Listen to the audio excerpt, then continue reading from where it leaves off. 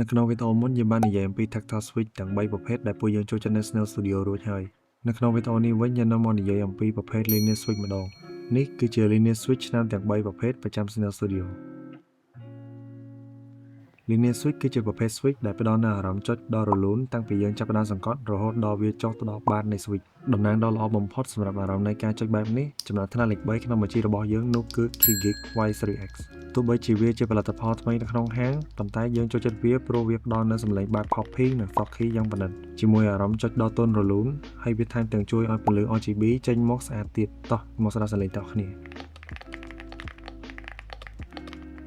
បន្តមកទៀតចំណាត់ថ្នាក់លេខ2គឺបានទៅលើ KTT Kang Y Switch ប្រភេទនេះផ្ដល់នូវគុណភាពខ្ពស់និងបទពិសោធន៍ប្រើប្រាស់កម្រិត Premium ក្នុងតម្លៃដ៏សមរម្យបំផុតវាបានក្លាយជាឈ្មោះដ៏ល្បីល្បាញប្រចាំហាង Snail Studio សម្រាប់អ្នកដែលចង់បាន Linear Switch ហើយនេះគឺជាសំឡេងរបស់វា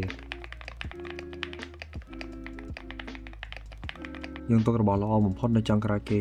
នោះគឺ Aqua Cream Yellow V3 Pro ពួកយើងផ្ទាល់ហ្មងយល់ថានេះគឺជា Switch ដែលល្អបំផុតព្រោះវាផ្ដល់នូវសំឡេងបែប creamy ពីរោះស្ដាប់ជាមួយអារម្មណ៍ចុចដែលរលូនរកអ្វីប្រៀបមិនបានទាំងអស់នេះគឺជាជម្រើសដ៏ល្អបំផុតសម្រាប់ពួកយើងចុះសម្រាប់អ្នកទាំងអស់គ្នាវិញអាចប្រាប់ពួកយើងនៅខាងក្រោម comment បានអរគុណ